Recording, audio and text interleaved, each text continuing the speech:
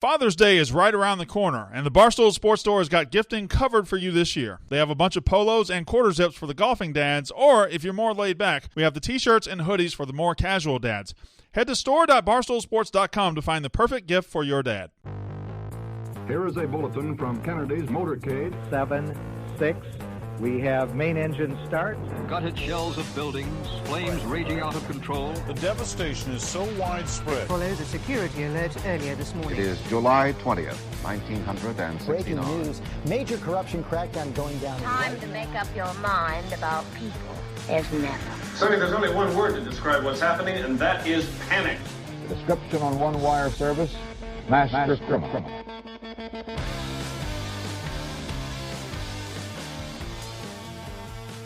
Hey everybody, welcome on back. It's the Twisted History of Cryptocurrencies, brought to you by Barstool Sports.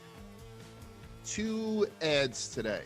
One of them by an old friend, 3Chi, and another one by somebody who's never done any ads through us, so that's exciting. But most importantly, we have Blockfolio on board today. The CEO of Blockfolio, a gentleman named Sam. I'll just call him Sam. Gentleman named Sam Bankman-Fried. He's going to be on towards the end of the show, and he's going to talk to us about trading. He's going to talk to us about trading cryptocurrencies. I spent my whole career trading. I know I love to drop this, 25 years on Wall Street.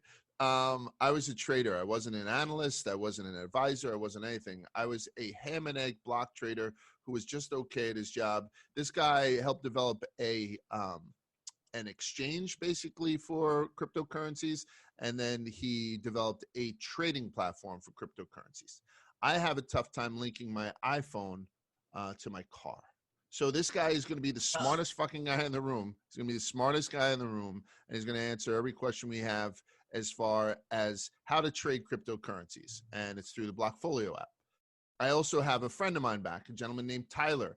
He's from the Water Coolest. The Water Coolest is the daily newsletter I read every day. I don't like to talk about trading too much. I don't like to stay too involved with my old industry, but I have to stay a little bit abreast, and I don't want to be bored. The Water Coolest is the thing that I read every day. It takes me about 4 minutes, and they say, enjoy the next 4 minutes and 53 seconds. They give you an idea how long it takes to get through their newsletter. It's very, very bearable. And so Tyler is coming on just to give us an idea of what the latest headlines have been in cryptocurrency. And those headlines will be ancient history in a week's time, because there's constant new headlines being generated, including ones in our own firm, which we'll get into with Dave in a second. Joining me right off the fucking bat, as always, is our resident cryptocurrency expert. That's Jeff Vivert. Oh, okay, you are talking about me.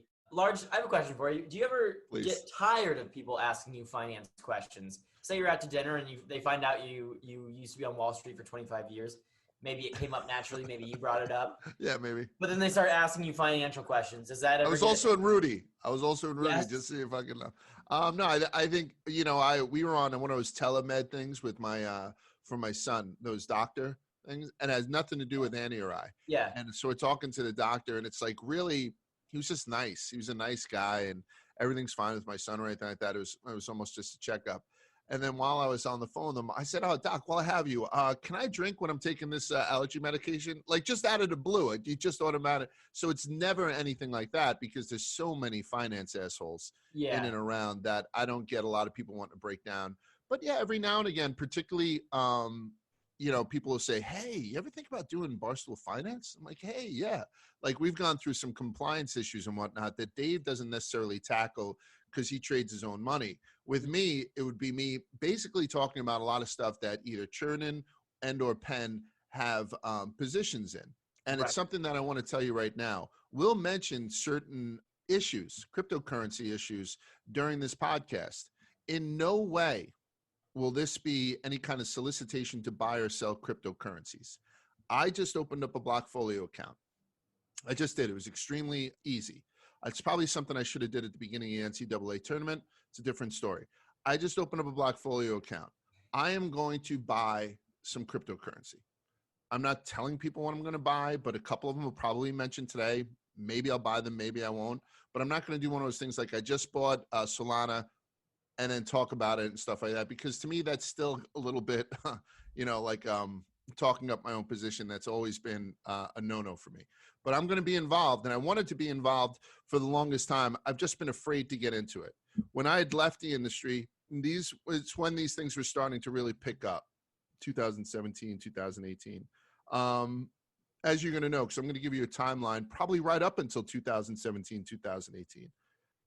Crypto and cannabis, two hot sectors when I left Wall Street. So it's Twisted History of Cryptocurrencies. Before I even start, there was a guy who reached out because we did the Twisted History of Robberies last week, which I thought was awesome.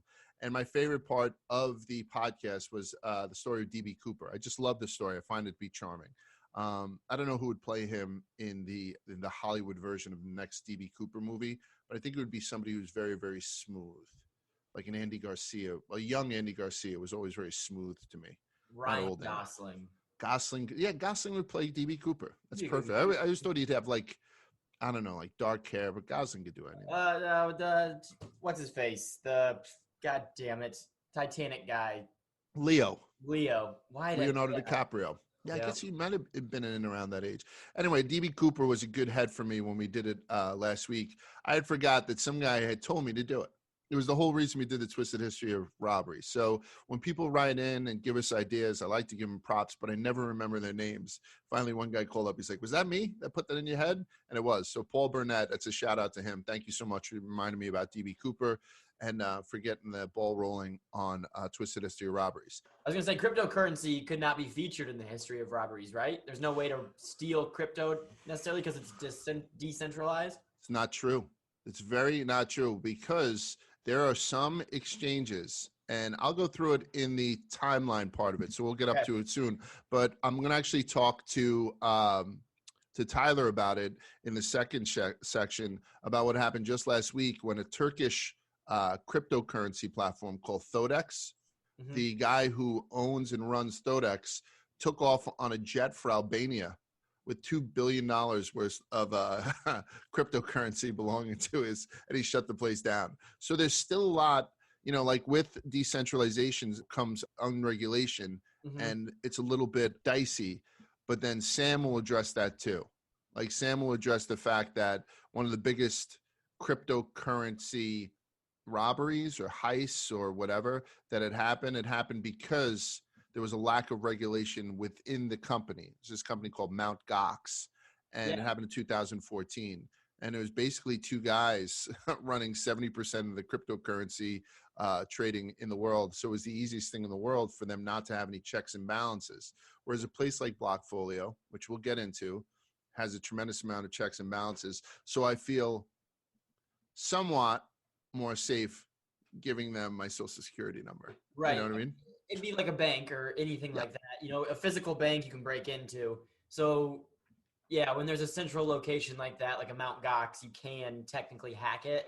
Right. But if they have all the firewalls and checks and balances, they should be good. By the way, you talk about hacking. I mean, these places, and we'll talk about some of the energy usage that these guys do with the advanced math and whatnot. It's unfucking believable. I was stunned. I can't get my mind around these algorithmic structures that are going on. I'm certainly not even going to try, but it's if you don't like the idea of it, you'll be impressed with the technology surrounding it. The fans used to cool it. I saw a documentary where it was $100,000 a month for their energy bill. Cryptocurrency mining, Bitcoin and cryptocurrency generates or uses more power than New Hampshire.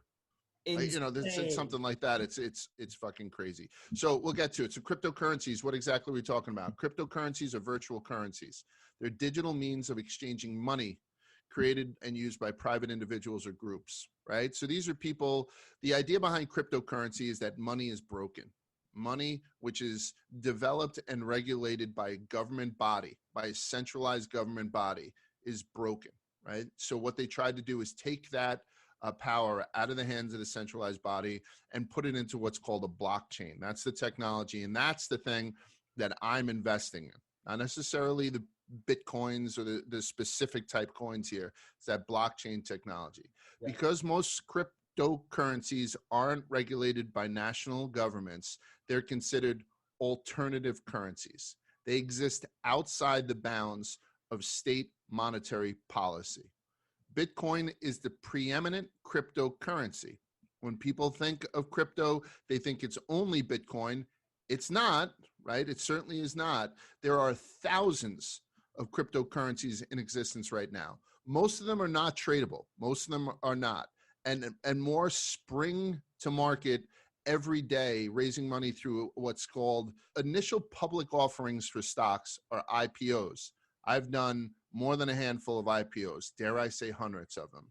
In Bitcoin world, or in cryptocurrency world, they're called ICOs, initial coin offerings, ICOs. So there's ICOs coming to market every month with more and more viable cryptocurrencies.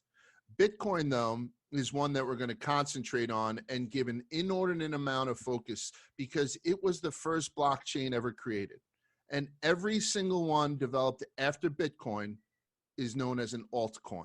So it's Bitcoin, which is truly a word I use a lot, the Rosetta Stone, and then everything else like Litecoin, Ethereum, which I think a lot of people know about Ethereum, Neo, Cardano, all these other big altcoins are called altcoins because they're not Bitcoin, okay? And not all altcoins work out. I said there's thousands upon thousands that do not. An altcoin that has become worthless is also known as a shitcoin. We talk about one in the next segment that's trying to take advantage of the porn industry, a company called CumRocket, and they give out tokens called cummies. And at first when I read that, I thought, it's kind of weird. It looks like one of those shitcoin ideas. I want it. In reality, I want in on this so fucking bad. I think that's the perfect industry to take advantage of blockchain technology. And I believe I talked Jetski into buying some also. And he laughed at me first, and now I think I got him involved. Jetski and I just had to talk about Ethereum or whatever. Cummies. He did cummies. Yeah. And by the way, Wayne Jetski is on the ones and twos today for all the taping that we're doing here, that we're doing with Tyler, that we're doing with Sam, because John is traveling, and then John will do most of the editing and stuff for this. So Wayne Jetski in the house. According to one service, the total value of all cryptocurrencies as of April 13th, 2021, that's as close as I can get it. April 13th, 2021, the value of all crypto was more than 2.2 trillion. Okay, so trillion means a million billions, 1,000 billions, excuse me. And the total value of all Bitcoins, the most popular digital currency, like I said, was pegged at about 1.2 trillion. So all told, it's about 2.2. Bitcoin is 1.2 of that. So it gives you some idea of the weight that one currency, cryptocurrency, has within the universe of cryptocurrency. All right. So cryptocurrencies use something called cryptographic protocols. I don't expect people to remember a lot of this, but I really don't care. Just so you know how the hell these things work. They're complex code systems that encrypt data transfers to secure their units of exchange. Okay? Cryptographic protocols that protect your shit as you move it from one spot to another. Cryptocurrency developers build these protocols on advanced mathematics and computer engineering principles that render them virtually impossible to duplicate or counterfeit the protected currencies. These things are locked tight. Locked tight. These protocols also mask the identity of cryptocurrency users, making transactions and fund flows difficult to attribute to specific individuals or groups. It sounds cryptic, literally, but this isn't new. In this digital era, we all benefit from some type of encryption multiple times a day without realizing it. Every time you visit a secured website, such as your bank or an online retailer, cryptography is used to keep your information protected. Cryptocurrencies is that on steroids, with an added bonus and perhaps a detriment of being oftentimes 100% identity masked. Decentralized control. That's something that cryptocurrency wears on its chest as proudly as anything else, like me saying I'm in Rudy. Cryptocurrencies are marked by decentralized control. Cryptocurrencies' supply and value are controlled by the activities of their users and highly complex protocols built into their governing codes, not the conscious decisions of people that you never heard of in central banks or other regulatory authorities. Right, so you're not going to all of a sudden hear the guy who runs the Federal Reserve get on TV and decide whether or not cryptocurrency rates are going to go up and down, right? There is no context like that. They're totally decentralized. They can exchange with fiat currencies. Fiat currencies is also something that you hear a lot when they talk about cryptocurrencies. Fiat currencies are government-issued currencies not backed by a commodity such as gold. At one point, every dollar in the United States was backed with $1 worth of gold in Fort Knox or someplace like that. That is no longer the case anymore. The United States is a fiat currency. We print money, and I don't know where the fuck we print it from. So a lot of countries do that. The United States is one of them. So for your thought process now and for how we're going to talk about cryptocurrencies going forward, know that fiat currencies are currencies that aren't backed by a physical gold or something like that. I know that during the pandemic, when it just seemed like they were printing money, the Fed was, people constantly ask me, where the fuck does it come from? Where the fuck does it come from? I got no idea. I really don't have any idea where the hell this is, but I just know that we went from an asset-backed currency to a fiat currency a long time ago, which is crazy to think, you know. Cryptocurrencies can be exchanged for fiat currencies in special online markets, such as Blockfolio, meaning each has a variable exchange rate with major world currencies, such as the dollar, the British pound, the European euro, and the Japanese yen. However, cryptocurrency exchanges are somewhat vulnerable to hacking. Right, this is where it comes in and represent the most common venue for digital currency theft by hackers and cyber criminals. And we talked about cyber criminals last week during robberies. So the chink in the armor a little bit is how you get in and how you hold stuff in your own wallet. That seems to be the chink in the armor, which is when you're deciding on which market trading platform you're going to go with is uber important when you decide to dip your toe into cryptocurrencies. All right. Here's another thing where cryptocurrencies differ from the fact that we just print money seemingly ad nauseum with any kind of fiat currency place, is a finite supply, right? There is a limited supply of cryptocurrencies for the most part.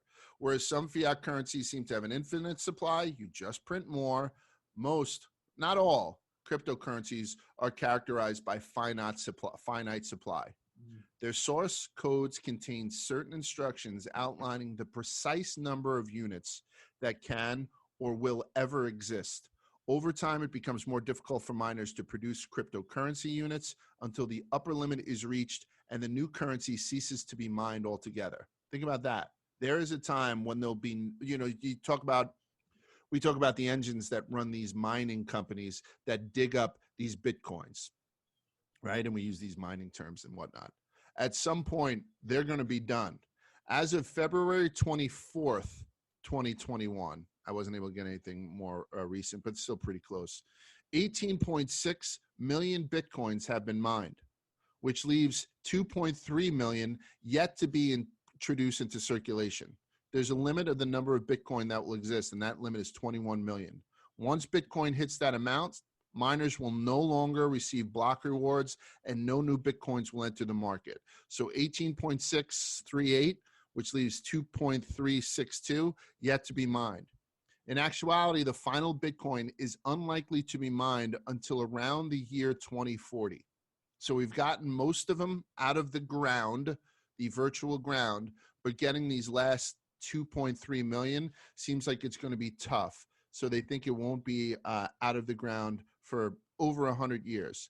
But it's possible that the Bitcoin network protocol will be changed between now and then, so perhaps they'll be easier to mine and that number will no longer make sense. Once all the Bitcoin has been mined, the miners will still have a job. They'll still be incentivized to process transactions with fees. They'll still be incentivized to work on the blockchain. In fact, the amount of available Bitcoin may actually decrease over the years. When someone forgets their private key, you hear about that all the time, Vibs. That's something I could see me doing. You buy this, you put it on a fucking hard drive somewhere, and you lose it, physically lose it. Lose it or forget the password. Forget the password. It's gone. This isn't like getting onto your gym membership or calling up Netflix and saying that you're at a hotel and you forgot your password. You lose your digital wallet, this shit, poof, goes into the fucking ether. So people think that the amount of Bitcoins available will decrease, one, because of people losing their private keys. And then also because Bitcoins will become increasingly rare and Bitcoin will become more and more valuable, people might not want to spend it. They'll essentially be taken out of circulation because they'll be an investment. There'll be something that people hold closer to the vest. So therefore kind of out of circulation, and able to be spent. And keep in mind around this, you don't have to spend a whole Bitcoin. It's not one of those things where, hey, I can only, whatever the market price of Bitcoin is now, $53,000. It's not like I can only buy a $53,000 car with it. You can spend percentages of your Bitcoins and percentages of your positions, but people might not want to do it because they might want to hoard and not spend it. And the reality is that we don't really have any history of deflationary currency systems, which is what this is. Cryptocurrencies are deflationary because there are none. So what will happen when Bitcoin reaches 21 million and no further coins are mined is anyone's fucking guess. All right. So that's a little bit of not a history. That's a little bit of a definition. What we are just learning is that there are benefits and drawbacks to cryptocurrencies. Big benefit: due to their political independence and essentially impenetrable data security, cryptocurrency users enjoy benefits not available to users of traditional fiat currencies, such as the dollar, and the financial systems that those currencies support. For instance, a government can easily freeze or even seize a bank account located in any jurisdiction, and it's very difficult for the same with funds held in cryptocurrency, even if the holder of that cryptocurrency is a citizen or a legal resident. It's tough to seize these things. It's just very tough to seize a cryptocurrency. Yeah. So supporters see cryptocurrencies such as Bitcoin as the currency of the future and are racing to buy them now, presumably before they become more valuable, right? Yeah. So that's a benefit. And that's why we'll mention some of the shady shit that's going on in Turkey, because you see European currencies. Remember when all these things were crashing? Remember 2 years ago when all of a sudden, people couldn't get money out of a bank in Greece, and then Italy's banks were crashing, and all these European banks were crashing.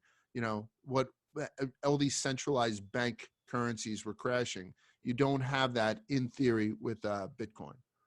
You were talking about fiat governments like America, but you have a government like Zimbabwe that has I want to say Zimbabwe has like $1 million bill. You know what I mean? Like that's what their government is printing off, and they're just printing it off like crazy. But a lot of these African countries could use Bitcoin as their kind of currency because the governments that are constantly changing can't touch the Bitcoin. That's the mindset. The mindset that it's a better money. Here's the drawbacks. Cryptocurrencies come with a host of risk and drawbacks, such as illiquidity, volatility, that doesn't affect many fiat currencies. I mean, the way that Bitcoin jumps up and down, the dollar is pretty volatile. People who watch currencies and trade currencies know how volatile currencies are. People who don't just kind of know that the dollar is worth what a dollar is worth. Sometimes they don't know what it is in comparison to, like the yen and whatnot, but they are pretty volatile, but not as volatile as cryptocurrencies are. Your coin, what was worth $65,000 at one point, is now worth $53,000. Yeah. That's fucking volatile. And it might be worth $30,000 tomorrow.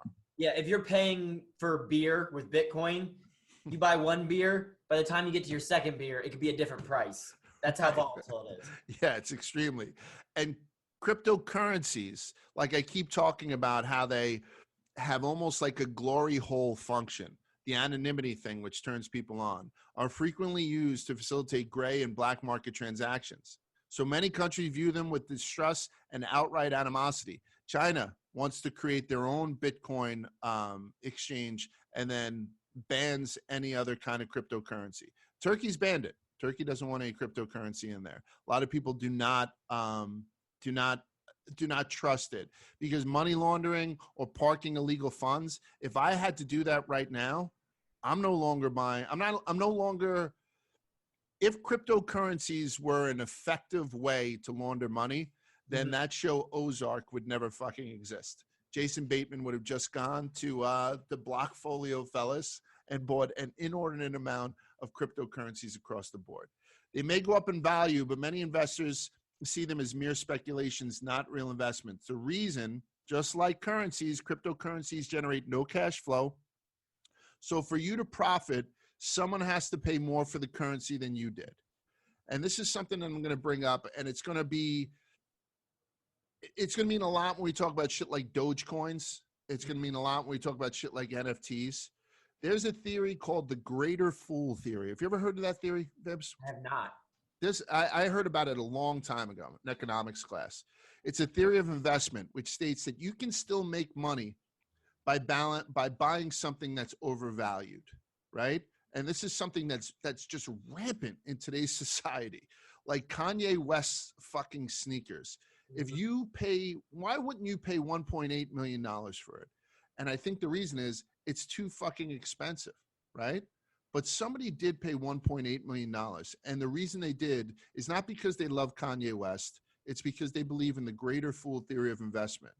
That is because there's usually a greater fool who is willing to pay an even higher price than the overvalued item or security that you bought.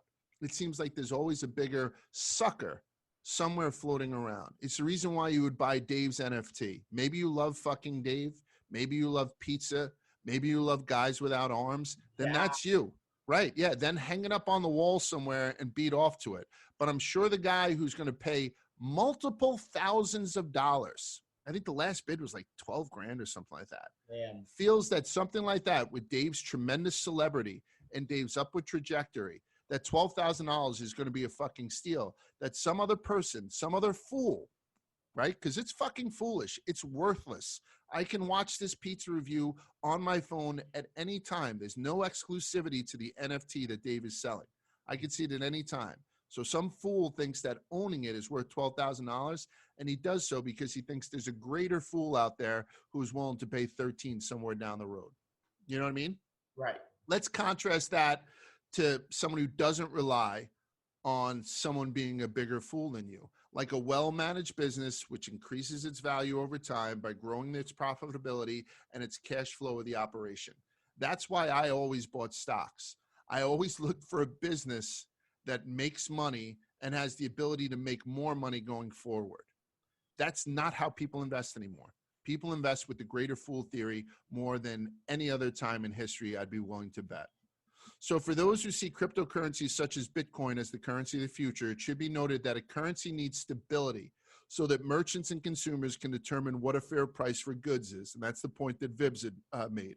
You go up and get your first beer and it's this percentage of a Bitcoin. Then you go back and it no longer is working, right? Because there's no stability to this currency. Bitcoin and other cryptocurrencies have been anything but stable through much of their history, and that price volatility creates a problem. If Bitcoins might be worth a lot more in the future, wouldn't people be less likely to spend and circulate them today, making them less viable as a currency? Outside of economic desperation, Vibs, why the fuck would I ever spend a Bitcoin when it could be worth 3 times the value next year? I mean, I know why Elon Musk did it. Dave did not. Dave was not sure why Elon did it, thought he was getting out and lettuce hands and whatnot. And Elon said, no, fuck you. The reason I did it was to prove that Bitcoin is a viable way of trading and, you know, made my company so many millions of dollars and whatnot. Not that Tesla should do that shit, to be quite honest with you. But otherwise, Dave's like, I'm not selling it. And I got to be honest with you, he's 100% right. If I was wealthy enough to buy a Bitcoin, maybe I will, maybe I won't. I wouldn't fucking touch the thing for years either, you know, unless the S falls out. We're going to do a short history on these things. Short history, because it doesn't have a long history. 1998 to 2009, I'm going to call those the pre-Bitcoin years. Prior to 2009, when Bitcoin became the first established cryptocurrency, like we mentioned, there had been previous attempts at creating online currencies with ledgers secured by encryption. Right? That's all this is. Online security with ledgers, a blockchain secured by encryption. In particular, B-Money and BitGold were formulated but never developed. Those were the precursors to Bitcoin. Then in 2008, a paper was written called Bitcoin, a peer-to-peer electronic cash system. It was posted to a mailing list discussion on cryptography. It was posted by someone calling themselves Satoshi Nakamoto. We don't know who the hell Satoshi Nakamoto or who the group of people who are Satoshi Nakamoto, but even parts of Bitcoins are called Satoshis, which I think are cool. Whose real identity, it remains a mystery to this day. So that was 2008. That's the first time Bitcoin had popped its head up and it was in a paper. A year later, in 2009, the Bitcoin software is made available to the public for the first time, and mining, the process through which new Bitcoins are created and transactions are recorded on the blockchain, began. 2008, it's developed. 2009, it goes into work relatively quickly. By 2010, it's valued for the first time. Vibs, you know what the first Bitcoin, since it was never traded before, it was impossible to assign a monetary value to the units at first. But in 2010, someone decided to sell theirs for the first time. So they sold 10,000 Bitcoins in 2010. You know what they sold them for? They sold them for 2 pizzas. Yeah, 2 pizzas. I was going to say. I know the first transaction on Bitcoin was pizza. Mm-hmm. Insane. And now 2 large pizzas, right? That position that he got 2 large pizzas for, that's only 11 years ago, Fibs. This isn't you like holding on to fucking, something since your grandfather passed away. Right. But that transaction, which he made 2 pizzas, would be worth $500 million today. That's with a B. After 2010, the idea of Bitcoin and the idea of decentralized and encrypted currencies starts to catch on. So the first alternative cryptocurrency appeared in 2011. Altcoins that tried to improve on the original Bitcoin, designed offering greater speed, anonymity, and some other advantage. Each one has its own little difference. Among the first competitors to Bitcoin after 2010 were something called Namecoin and Litecoin, right? So now we're starting to develop a cryptocurrency market, right, between 2010 and 2013. In 2013, shortly after the price of 1 Bitcoin reaches 1,000 for the first time, this guy must feel like shit with the 2 pizza thing already, and it's only 2013. But it hits 1,000, and then the price begins to quickly decline. And many who invested suffered losses as the price plummets from 1,000 to around $300. That's in 2013. And it would be more than 2 years before it reaches $1,000 again. And between that 2 years, between 2013 and 2015, we got our first big scare. And that was the Mt. Gox thing. Did you hear about that in any of those things? I did. Right. It was in January 2014. It was the largest Bitcoin exchange in the world at that time. It was called Mt. Gox. It was based in Shibuya, Tokyo, in Japan. And all of a sudden, it went offline. For perspective, Mt. Gox was launched in July 2010, and 4 years later in 2014, it was handling over 70% of all Bitcoin transactions worldwide. 70% went through Mt. Gox. It was the largest Bitcoin intermediary and the world's leading Bitcoin exchange.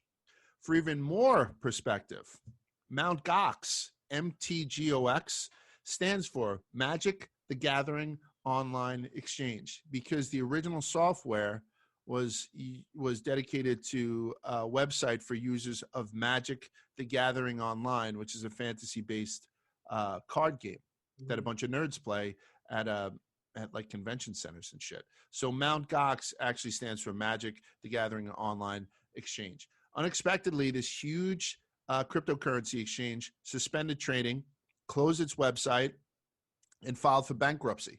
And approximately 850,000 Bitcoins belonging to customers in the company were missing or likely stolen. So this is a heist. 850,000 Bitcoins. At the time, the missing positions were valued at $450 million, but at today's prices, those missing coins would be worth billions. Investigations are still trying to get to the bottom 7 years later of exactly what happened. 200,000 of the 850,000 have since been found, but the reasons for the disappearance, the theft, the fraud, the mismanagement, or a combination of those are still unclear, while most investigators say that the missing Bitcoins were stolen straight out of the Mt. Gox hot cryptocurrency wallet beginning in 2011. So again, the exchange is the chink in the armor, and that was in 2014. Things have gotten a lot safer. So much so, like I said, I've given up my social security number to the Barstool trading app, Barstool Sportsbook, and to Blockfolio. Otherwise, I keep my shit pretty close to the vest. So that was in 2014. 2015, the price of Bitcoin starts to rebound. 2016, enthusiasm grew around the Ethereum platform that uses cryptocurrency known as Ether to facilitate these blockchain-based smart contract and apps. Ethereum is one of the things that I'm going to talk about a little bit with Sam towards the end.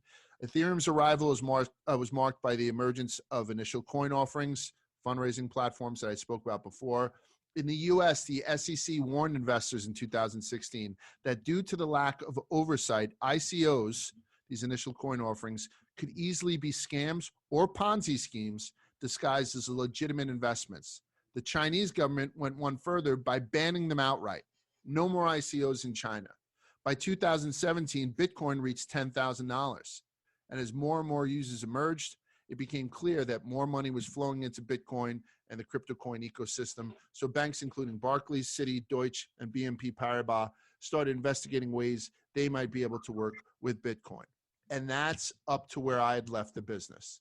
And then the stocks have been fucking straight up. Not the stocks, the coins. So that's like a basic timeline of what has gone on with Bitcoin from its inception until now. I think it's kind of interesting to kind of see how much has happened in 7 years. Whenever you talk about a currency, just about any other currency, you're looking at like 100-year timeline. We had spoke a little bit about visualizing the power consumption of Bitcoin mining. And Vibs had said how much it's a drag on natural resources, how much it's a drag on just about everything. We're talking about terawatt hours. TWHs. It's a measure of electricity that represents 1 trillion watts to sustain for 1 hour. Terawatt hours. For some perspective, Google, 12 terawatt hours. The company Ford, 14 terawatt hours. The country of Norway, 124 terawatt hours. Bitcoin, 129. Bitcoin takes more energy than Norway. I said New Hampshire. It takes more energy than fucking Norway. If Bitcoin was a country, it would rank 29th out of a theoretical 196 countries. Would rank 29th. It'd be more, it sucks more fucking energy in a layman's term than 160 other fucking countries. Its power consumption is equal to roughly 80% of what New York uses. And New York is the 4th largest in the US with over 19 million people. There are millions of data centers around the world, together represent over 2 trillion gigabytes of storage. It's unbelievable how much how much power is consumed by Bitcoin mining. You know, most of this is done through like fossil fuel burning power plants and whatnot. So it is a real concern for people. And it's definitely something that most people put in the cons column as opposed to the pros. So there's a battle going on right now. Some proponents tout cryptocurrencies as potentially lucrative alternative investments. Others view them as suitable for nothing more than pure speculation. Either way, you can trade the shit out of these guys. At this point, we know cryptocurrency is a digital currency that can be used to buy goods and services, but uses an online ledger with strong cryptography to secure online transactions. And that's what I just told you guys. Volatility in the digital currency prices and a potential regulatory clampdown are big risks for the industry. I'm going to speak more about that with Sam. Educated commenters have described them as everything from the future of money to an outright scam. I've read both of people shooting these motherfuckers down versus making these things the greatest things since sliced bread. And it seems they're here to stay either way. Will it succeed in doing what many early adopters and evangelists claimed it is destined to do, replace government-controlled centralized money with a distributed and decentralized alternative controlled by nothing beside market forces? I have no fucking idea, but I'm about to dip my toe in it as of tomorrow. So that's it. How do you feel about it? Let me take a break right there. How do you feel about cryptocurrencies, about owning them, about their viability? And if you don't believe in them, you can be honest, Vips. We don't have a horse in this race as of yet. 100%. No, I with anything, stock, cryptocurrency, I'm just too much of a coward to get into it, which is very dumb. But I just, I'm too ignorant and I don't know how to start, so I don't. But I will say cryptocurrency, I don't think it can suffice as a number one currency. I mean, you need money to feed into cryptocurrency to feed into Bitcoin, but I think it can be a good like secondary monetary source, if that makes sense. So you can have money right now as it is, but crypto is a good backup. Because I mean, say everything crashes, I mean, you still have crypto. You know what I mean? And a diversified portfolio, right? You're talking about? So I would never put my eggs in any one basket, right? Yes. I would never put my eggs, but as a diversified portfolio, maybe hide some stuff there. But now, and you say you're not an investor. Yeah. Are you putting any money in that, knowing that there's a chance that maybe that it's all just going to go away? I mean, are you prepared for that? Because I don't think we're there anymore. I don't think it's a situation where it's a profit or zero. When I first started Stock Central with Dave, this was enlightening to me because I was essentially teaching a gambler how to invest. And no, he doesn't invest, he trades. There's a difference between a trader and an investor. An investor uses a lot more. Traders just kind of look for opportunities to get in and out. Dave is 100% a trader. He's not an investor. He would know that because he's got big balls. He throws around shit like that. That's not a dig by any stretch of the imagination. But what was wild about teaching Dave about stocks and Stock Central, rest in peace, is that he's so used to betting on games. And then at the end of the ninth inning or whenever a buzzer rings or, whenever a game ends, Dave's left with either a win or nothing, right? He loses what he bet or he doubled his bet for all intents and purposes. We won't look at odds. Dave would then buy a stock and the stock would go up or down. But even if the stock was down, he was always amazed that, but I still have something? Like I still have an underlying something that still has the opportunity to go on? Like my bet's not over. I'm like, your short-term bet is over. You bought it. I told you it was reporting earnings tomorrow. And you bought it saying, oh, they're going to crush earnings. And instead they didn't. Yeah. So your $30 stock went down to 20. And he's like, yeah, but they'll report earnings again sometime, right? I'm like, yeah. He's like, fuck, it's awesome. I still have something to show. And I think that's one of those things like with cryptocurrencies.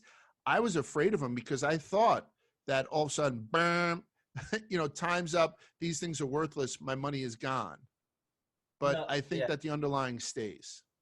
But I will also say like the same problems that money has, I think a lot of the same problems crypto is going to have because like the early investors and these people that own these warehouses, the 1% is still going to be there in crypto. It's just a different currency. And what it lacks, regulation, takes away from what its biggest benefit is, decentralization. And I'm going to say this a couple of times throughout this podcast. I think that regulation is almost synonymous with centralization. So the more big countries or companies kind of put their 2 cents in to try to regulate this thing, it also does something to almost centralize this thing because those companies will start putting caveats and rules in play about them. And then it's going to start to resemble somewhat what Federal Reserves do to currencies. Do you know what I'm saying? Like, I think I saw something about like New York was trying to like institute a license for Bitcoin, like using Bitcoin or trading Bitcoin, kind of like a taxi cab license, where it's just some bullshit middleman who decides, okay, you have to pay us this much and we'll get involved. You know what I mean? Yeah. I hope that what I had just done as a timeline for people to realize how recently all this shit had gone down and as an introduction to give people an idea of what it is, isn't enough. I hope people will then go on. There's so many 5-minute YouTube videos that do a better job than me, illustrated wise, on what these things are. Because it does kind of play out like it's made almost for like a grammar school teacher who has a lot of imagination to explain exactly what they are. And then you'll get an idea of what the coins are and when you see it in these infographics. Yeah, a good diagram helps. Yeah, and I think, but unfortunately this is a, just an audio platform. So we're doing our best, aren't we, Bibbs? We're just doing our fucking best. You painted a beautiful picture of what a Bitcoin is in the whole system. I've been talking to people, as I said I was going to do this, like old school guys who have been held to their guns about it. And they're like, I just don't want to get fucked. So I'm going to go on a left turn here. You get fucked everywhere, right? We get fucked everywhere, Vibs. There's no place that you can invest that you can't get fucked.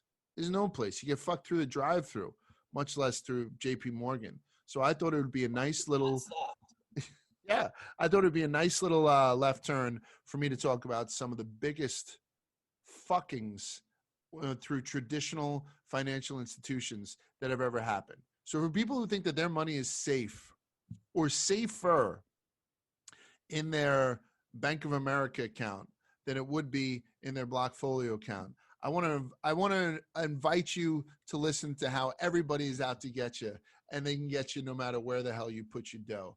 Outside the original Charles Ponzi back in the 20s, who was imprisoned multiple times after swindling about $15 million. They imprisoned Charles Ponzi, the originator of the Ponzi scheme, $15 million. They imprisoned him so many times. You know what they finally did to him? They said, get the fuck out of the country. They gave up, and they sent him back to Italy. Exactly. Charles Ponzi, they kicked him out. The earliest one of these swindle things that I can recall was in December of 1936. I read about this, when 28 people were indicted in what was the biggest mail fraud scheme in history, getting schemed through the mail, the U.S. mail. The fraud revolved around this fabulously wealthy guy, this big shot wealthy billionaire. His name was Jacob Baker. Remember that name. His name was Jacob Baker. He was from Philadelphia. He made billions of dollars, and this was back in the 30s, right? And he died, and his estate remained unprobated and therefore open to anyone named Baker. If your name was Baker and there was even a slight chance that you were related to him, there's a chance you can get a big piece of this pie. So the swindlers wanted bakers across America to believe that they can get a piece of this pie. So purporting to represent the estate, the swindlers had gone to you, Jeff Vibert, whose real last name is Baker. People don't know that, but you're actually Jeff Baker, and said, you can get a piece of this pie. You just got to fill out some paperwork with me, and it'll cost you $300. And you'd be like, $300 to get a piece of that pie? Done and done. They did this so many times that they collected about $3 million in fees, right? From over 3,000 people, all with the last name Baker, who were trying to stake their claim. But here's the reality. They totally made it up. They made up the obituary, and they made up stories about him. He never fucking existed. So there was no such estate either. And so they managed to get $3 million from 3,000 people off a story that there was a rich guy who was looking to give away his money after his death. That was in 1936. That's fucking brilliant. Genius swindle. Yeah. I mean, it can't happen nowadays, right? Because everyone could look him up and whatnot. But for 1936, God bless him. And there's a lot more recent. And as they get recent, the numbers get a lot bigger. I have a personal tie to some of these, including this first one, Enron, an energy company that declared bankruptcy in 2001 after allegations of massive accounting fraud led to the collapse of Arthur Andersen and the passage of the Sarbanes-Oxley Act of 2002. I traded Enron. I used to trade utilities. I traded alternate energy providers. I traded multi-industries. I traded industrials. A bunch of other stocks I've done, but Enron was right in my wheelhouse, and I had traded it way back then. Its stock peaked at $90.75. $90.75. And then it plummeted to 26 cents a share. So it's worth $0.25 after just making almost 100, causing shareholders to lose over $75 billion in what was then the biggest corporate bankruptcy in history. A class action settlement of $7.1 billion was the largest of all time. In 2006, former President Jeff Skilling, president of Enron, was convicted of federal felony charges relating to its collapse, and he was eventually sentenced to 24 years in prison and a $45 million fine, right? But in 2013, his lawyers in the Justice Department reached a deal that called for his sentence to reduce from 24 years to 14 years. So Jeffrey Skilling is a free man today. He's a fucking free man today. He was the public enemy number one. He was like a John Dillinger-esque type guy. He's free today. And in 2020, he was reported by Reuters to be fundraising for a launch of an online oil and gas trading platform. Who the fuck would give Jeffrey Skilling $1, right? If you're not going to give Blockfolio a chance, don't give it to Jeffrey fucking Skilling. I can tell you that much. He took $75 billion out of the market for shareholders. Biggest corporate bankruptcy in history. Biggest settlement in history. Did 14 years in prison because he managed to say that he was stealing this money or creating these fake books for the benefit of the company and not himself. So he got his sentence almost split in half. Don't go on an online oil and gas trading platform if you see Jeffrey Skilling anywhere near the top of the page. This is probably one of the more famous ones. Hofstra University, Hofstra's finest, Bernie Madoff. Bernie Madoff recently died. In case you didn't hear, he died within the last couple of weeks. He was a New York money manager who ran a $65 billion Ponzi scheme, the largest fraud ever by an individual. That's a big one. It's a big one to say that I'm the guy who had the largest fraud ever by myself. He was exposed in 2008 when he confessed to his sons, Mark and Andrew, that the asset management unit of his firm was a massive Ponzi scheme, and quoted him as saying it was one big lie. Those are the 3 words that he said about his Ponzi scheme. The case led the SEC, which missed several opportunities before this to stop the fraud, to focus on Ponzi's and investor fraud. He was sentenced to 150 years in prison. Oh, there you go. 150 years in prison. He had to forfeit $17 billion and received a lifetime ban from the securities industry. Good.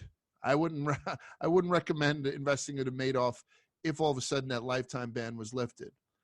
In July of 2019, he asked Trump for a pardon, and Trump made no comment. First times ever, he didn't decide to comment on that shit, but he stayed far away. His projected release date was January 31st, 2137, which would have had Bernie at the ripe old age of 2001, and that date and age was a reflection of a reduction of sentence for good behavior. That's a fucking sentence. Bernie Madoff was sent to fucking hell. And he never made it to, obviously, the ripe old age of 201. He died 2 weeks ago on April 14th of natural causes at the non-ripe old age of 82 years old. Don't rest in peace, you scumbag. But that's the story of Bernie Madoff. So I'm just telling you guys where you could possibly put your money and get fucked without putting your money anywhere near a cryptocurrency.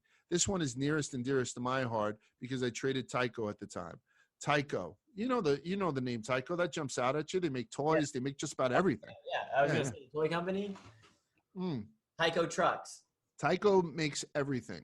And it's what they call a multi-industry. And at one point, the CEO, Dennis Kozlowski, and the CFO, Mark Schwartz, soaked the company for more than $150 million in unearned bonuses and personal loans between the years 1996 and 2002. These are prime, large, has a full head of hair, and is trading stocks years. And I was trading fucking Tyco. Part of that $150 million and maybe part of this unearned bonus and loans and shit like that was their CEO, Dennis Kozlowski, had Tyco foot the bill for a $2 million Roman orgy-themed birthday party he threw for his wife at the time in Sardinia in 2001. I remember when this came across the fucking tape. He used Tyco money, they found out. Probably my Tyco money. Your Tyco money. Age, yeah, I was like 11. Right. He used that company money. It was almost like when you turn in a meal when you're traveling and you had like a couple of friends at the meal, but you still put it through. Like, you know what I'm saying? Like, it's one of those things. He did $2 million birthday party in Sardinia for his wife, and they had footage of it. Somebody had like a fucking cam. Jimmy Buffett played at it, which is kind of cool, right, for his wife. And they had a big ice sculpture of David, Michelangelo's David, which was pissing Stoli vodka into partygoers' mouths. That was the ice luge at the time. Yeah, that was kind of like the ice luge at the Christmas party that you were doing. Yeah, I've done a lot, but I've never sucked David's dick for vodka, as far as you know. At least I don't think his name was David. So, yeah. So, then the New York Post went after him. He had Tyco also pay for a $30 million New York City apartment. And famously, the apartment had a $15,000 umbrella stand. After the investigators went in there, they really picked it apart. There's a famous New York Post article that was written just about Dennis Kozlowski's $6,000 gold and burgundy shower curtain, which landed him on the cover of the Post under the headline, Oink Oink. He was released in 2015 after spending only 6.5 years in jail, but also had to forfeit $500 million in compensation and benefits he received during his time with disloyalty. So that was between 1997 and 2002. And class action lawsuits cost the company, because you were swindled out of your money when you're buying Tyco trucks, it cost the company another $3.2 billion. I threw around a lot of billions there between Dennis Kozlowski and Bernie Madoff and Jeffrey Skilling, billions and billions of dollars on people being robbed. And I know that causes people to say, we kind of, I don't know, circle the wagons a little bit. I just want people to know I'm not circling the wagons on this. I'm opening up, and I think I'm going to start to invest in some bitcoins, in some cryptocurrencies. You thinking about it, Vibs? You got a little bit of a case? I was convinced. I want to get in. All right. So again, this isn't me or Vibs asking you guys to invest. This is me and Vibs breaking down what we think bitcoins and cryptocurrencies are. And now we're going to go over to a guy who knows what these things are, my friend Tyler from the Water Coolest, and he's going to tell us some of the most recent stuff that has happened in the cryptocurrency world. But before we do that, I have to talk about one of my favorite products in the world, and that's 3Chi. I don't travel without this. So there is CBD, there is marijuana, and then somewhere in the middle of that, kind of cheating towards the marijuana side, there's something called Delta 8, and Delta 8 and Delta 8 products are done the best by 3Chi. And they use U.S.-made hemp, and it's done right here in the good old USA. I will tell you right off the bat, there is a psychoactive component to 3Chi's Delta 8 products, so you gotta use these fucking things with a little bit of restraint, you lowlifes. I do the gummies, 25 milligram gummies, either black raspberry or the watermelon ones, and 25 for my gigantic body is just right. I actually go now to 1.5 because I'm starting to build up some resiliency to it. But anyway, you're going to have to go to 3chi.com. It's the number 3, CHI, 3chi.com, and you're going to use the code TWISTED2021 at checkout. And when you do that, you'll be able to get any of their Delta 8 vapes, gummies, tinctures, oils that can be used to make edibles. They actually have a line of edibles that are out now, cookies. I haven't tried them yet, but I'm going to be trying them this week because I'm begging sales to give me some of these fucking things if I'm going to talk about them. But that's not important. You got to be 21 years or older to purchase. You got to promise me you're going to be responsible with it, and you got to go buy some 3Chi Delta 8 gummies. That's the ones that I'm pumping. 3chi.com, Twisted2021, and you're going to get 5% off your order. So I'm out of the business. I've been out of the business for a couple of years, and when you leave the business, sometimes you just stop paying attention to things. I want to be kept up, particularly when we had the radio show, and I wanted to be kept up in a quick way that was informative and was pleasurable to read. Every fucking newsletter I read either spoke over my head or bored the shit out of me. Then comes along the Water Coolest. So I've had Tyler on once before, even though I really don't like him, because I do enjoy the Water Coolest newsletter. Tyler, what's up, my man? How are you? How's it going, Large? Thanks for having me again. And one of the things that you guys do is that you always give meme stocks just a quick shout out. This is what's going on with them and why, because you know where the headlines kind of lie. And you always give like cryptocurrencies, their day in the sun or their minute in the sun. And honestly, if you go and you sign up for Water Coolest, the daily newsletter, Tyler will pump it at the end of this little segment. Maybe takes 6 minutes out of your day if you're a slow reader, 4 minutes if you're me, and you're all caught up and ready to go, and you can bounce around and stuff. Tyler, so we already spoke to people. Vibs and I broke it down. We broke down what cryptocurrencies were, kind of.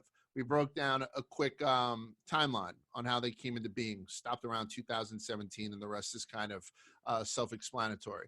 Then we talked about some traditional scams, just to go back and remind people that you can get fucked anywhere, right? You can get fucked by the Red Cross. You can certainly get fucked by the Catholic Church, figuratively and literally, right? That's all I'm going to say. Let's talk about some weird crypto stuff. I happen to be reading your newsletter on Monday. We released this on Wednesday night, maybe Thursday. On Monday, and right away, you had 2 great stories that I didn't know of. One was this gentleman, which I'm going to bring up to Sam when we have him on next, this gentleman in Turkey who I guess he ran Thodex. Give me the breakdown on what the hell had happened there. Yeah, so this guy, I'm not going to attempt the name. I'll probably butcher it. But right. So, founder and CEO of Thodex. So it is a crypto exchange over in Turkey. And there's been a lot of crackdown recently on crypto in Turkey. And I'm not sure if this guy took advantage of it or he'd been planning this for a while. But the basic gist of it is that this guy up and left with about $2 billion worth of clients' crypto and headed over to Albania. Kind of the funny thing is, CNBC is actually, reached out to him, was asking him questions about, what he did. And he says, everything's on the up and up. The exchange is just down. But, we've seen this dog and pony show before. There's a lot of, for all the good that there is, in crypto and, the technology is amazing. And, the inflation hedge is pretty incredible for, if you believe the Winklevi. But there certainly is a lot of opportunity for fraud. And I think it just comes down to the regulation, which, is a bit of a catch-22, because obviously the idea behind cryptocurrency is that there would be no regulation behind this. But yeah, the moral of the story here is this guy ran off with about $2 billion worth of client money. I think that the exchange has since shuttered. And then actually today, there was another Turkish crypto exchange that also folded. I don't have the full details on how much money they took, but it's not looking too great over there at the moment. But Turkey is the place. Like, some people are like, why Turkey? Turkey is one of those places when all these European currencies were falling apart, and you heard about people who were on vacation in Greece trying to get money out of an ATM, and they would only give them a 20. Right? Banks were failing. I mean, it got pretty dire over there. So people in Turkey in particular, for the cryptocurrency story, wanted it, right? Because they didn't believe in the idea behind cryptocurrency and that money is broken. Turkey and a good percentage of Europe was a good example of how, currencies can be broken. So that's why these guys were able to build up these war chests. And then Farouk Fatih Ozer, that's the Thodex guy. And he headed for the fucking hills. I mean, there's footage of him getting into a private jet going towards Albania. I think he had some briefcases with him. It seemed like a real, almost like doesn't Bond. Make sense, right? Yeah, it's like a Bond villain type stuff. So again, we can get fucked doing anything, right? You can get fucked in the Boy Scouts. I'm going to stop making these things up. I'll be talking to a guy, with Blockfolio is one of the places that I'm signing up for. And I'm going to ask him straight out. I don't like giving people like you my social security number, right? And I don't like to do it, particularly when Quadriga CX in Canada in 2019 went bankrupt after its CEO died, resulting in millions of dollars worth of digital assets being trapped in a digital wallet because this guy had died. And you hear those horror stories about people losing everything in these digital wallets. The Mount Gox, the MTGOX Mount Gox thing happened way back in 2014, which I'll get into again with Sam. That was handling 70% of Bitcoin at the time, and it just shut down. So there's a fine line, I think, between centralization and regulation. Right? So if you don't want to be centralized and you don't want to be regulated, then it's fucking grease paint on the eyes and the single shoulder pad, and we're out there in the fucking wasteland. As you guys at the water coolers have your finger on the pulse, I had seen one that I'm going to ask you to explain to us again. There's some weird shit that people are trying to do. I know there's maybe, I keep saying 4,000 to 6,000 real issues within the crypto market. Meanwhile, there are hundreds of thousands of issues that are untradeable. They're shit coins. Talk to me about Cummies. I like the I like the story behind Cum Rocket. Do you know it offhand? Because I'm pretty familiar now. Yeah. Hopefully my mom doesn't watch this one. Right. But yeah, so there's this new. I don't actually know how new it is. There's a cryptocurrency that's actually, I was just reading that it's endorsed by Johnny Sins, which makes a whole lot of sense, gives it credibility. Although it did look like it might have just been a cameo that they paid him for, but neither here nor there. So there's this new new crypto as you hit on called Cumrocket. Right. That's a company, or the chain, and then they have Cummies are the actual coins. And so I think what the idea behind it, I think it has a pretty cool story. It's actually female founded, I believe. So it has that angle. But basically what they do is you're able to, I believe, tip, I guess, I don't think you're able to use it on OnlyFans, but those types of sites, I guess you could say, buy certain different types of porn, all this stuff. So I think it's really trying to be, the Dogecoin of the porn industry, which is actually fairly interesting for people who are buying, porn on the internet. If you could exchange some of your money for cummies and then just buy and sell using that. Isn't blockchain technology, so if we go away from currency for a second, you try to think of what blockchain technology is perfect for.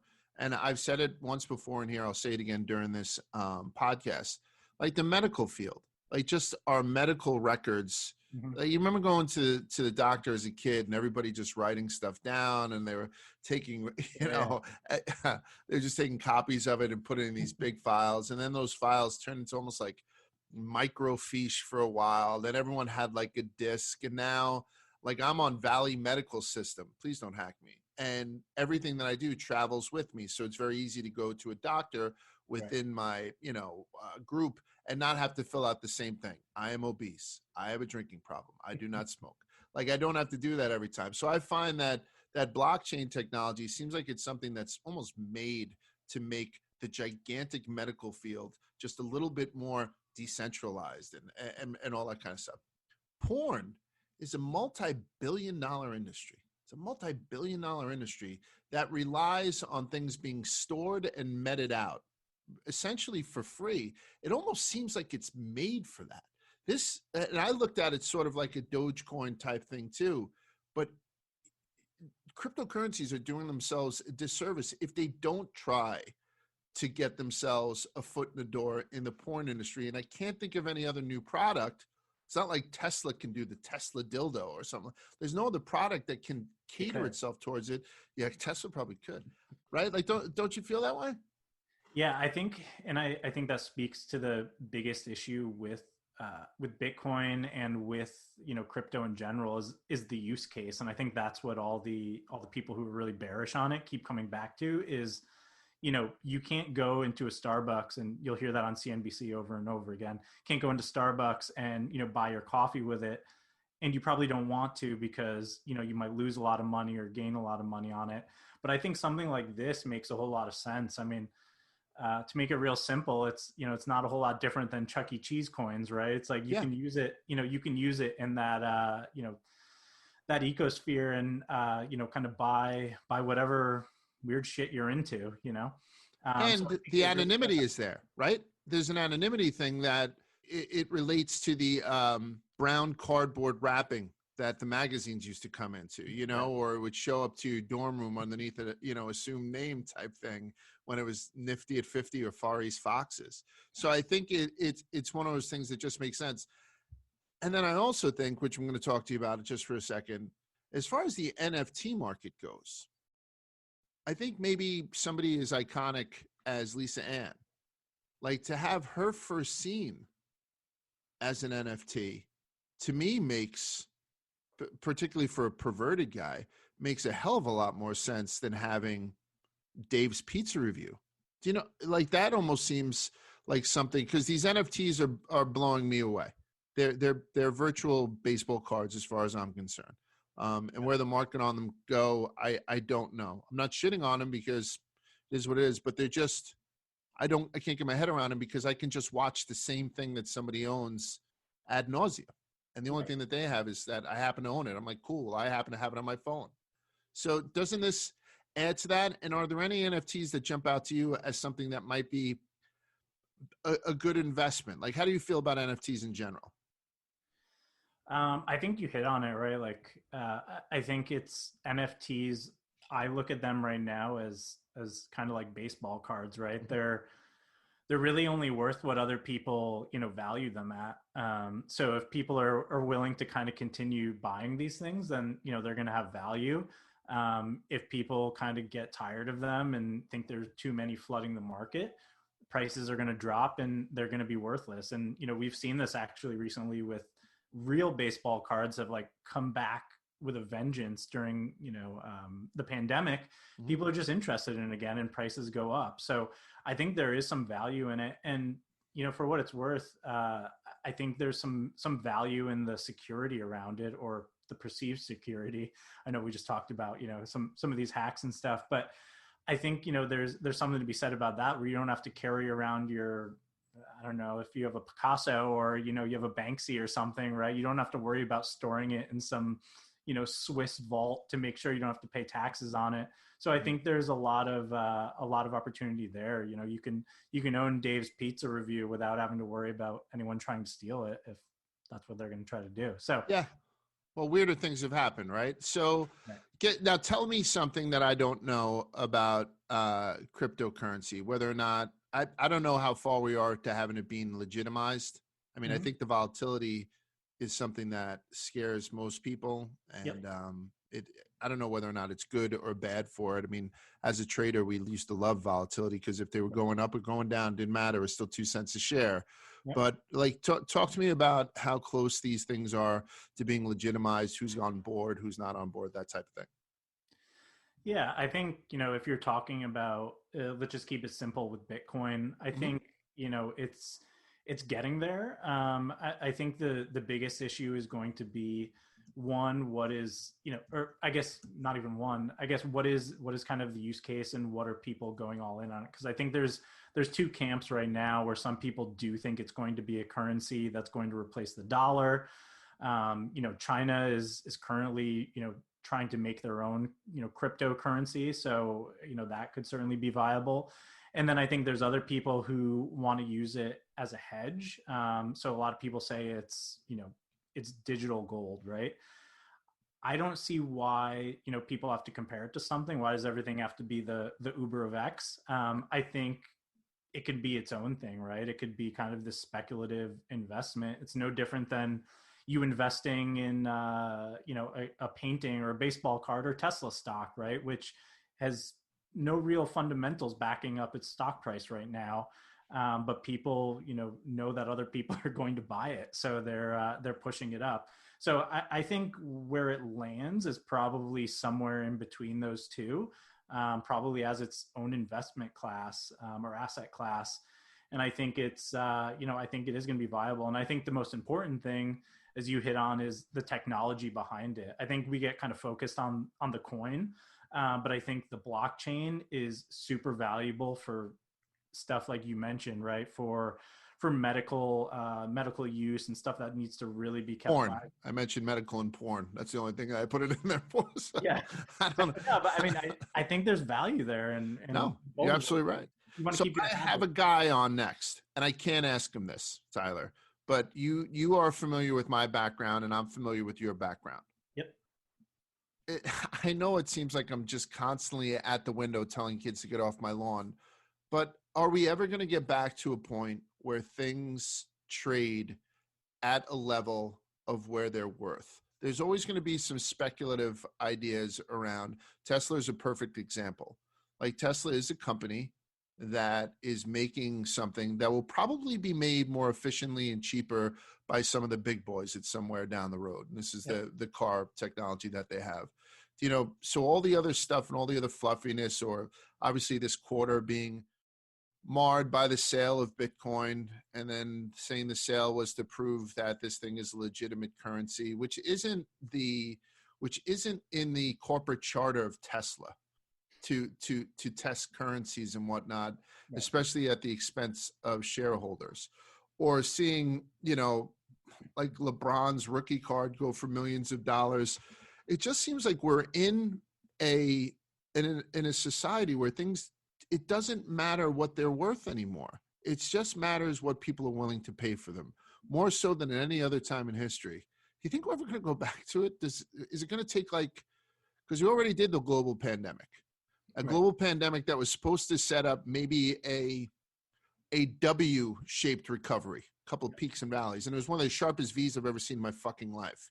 When are things going to go back to what they're worth? It's a big question. I don't think they are. Yeah. Right. I honestly don't think they are. I mean, when you looking big picture, it's like when you have the Fed printing money and money becomes nothing, right? It's what is it, right? But we have, so what does it matter if Tesla is trading at 100 times earnings or 10 times earnings like a normal car company?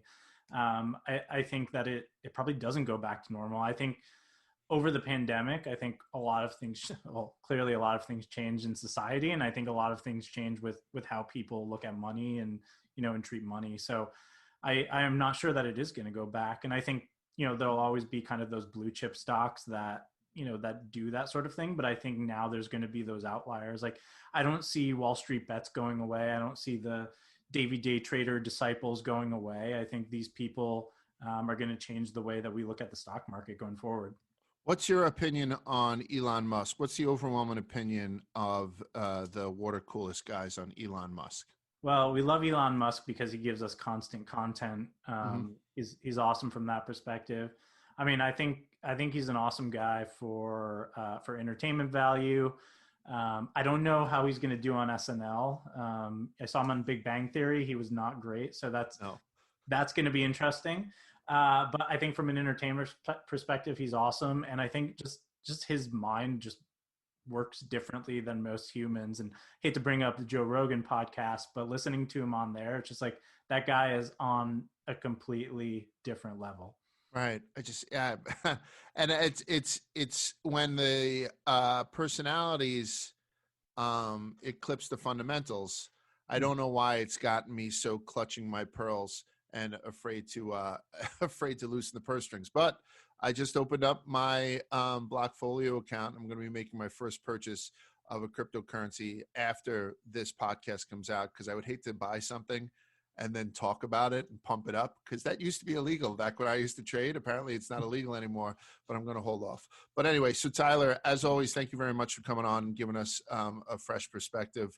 It's the water coolest. It's a daily newsletter. What's the address and all that shit together? Yeah, it's thewatercoolest.com. You can sign up for free. We send newsletter 5 days a week, any day that the markets are open, and then Instagram, Twitter @watercoolesthq.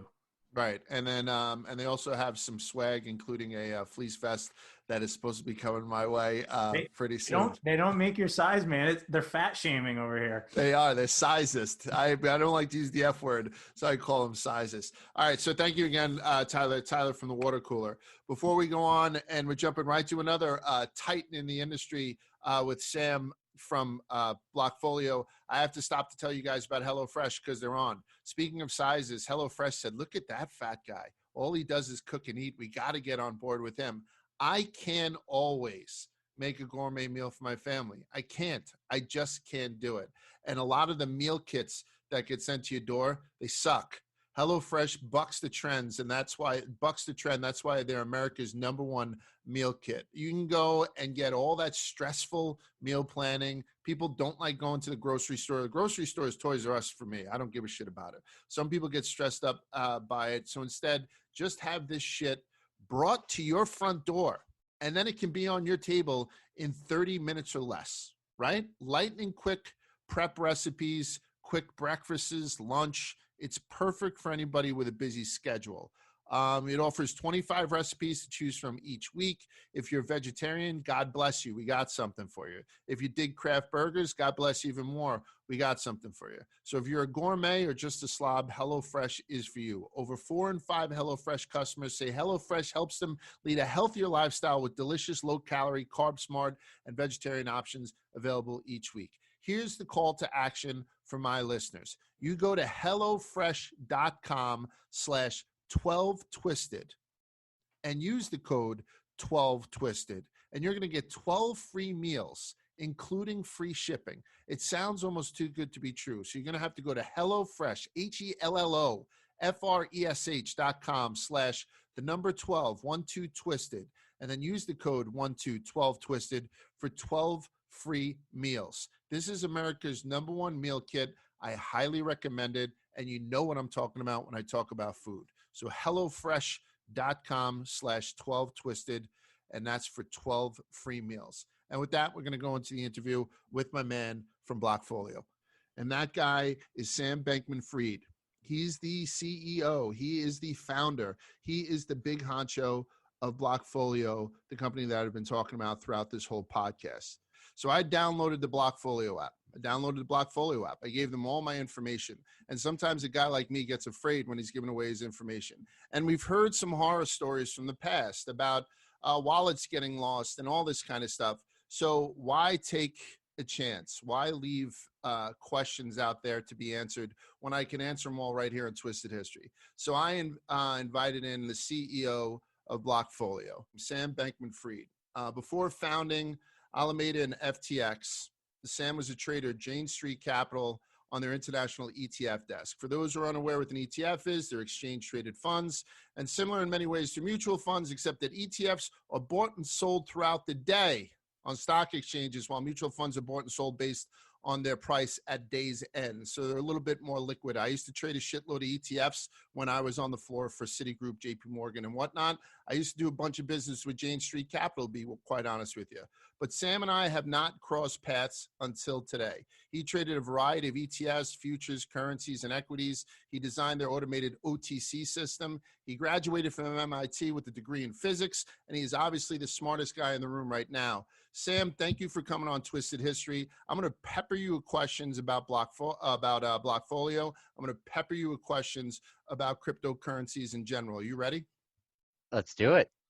I am going to address the beautiful, long-haired elephant in the room right away.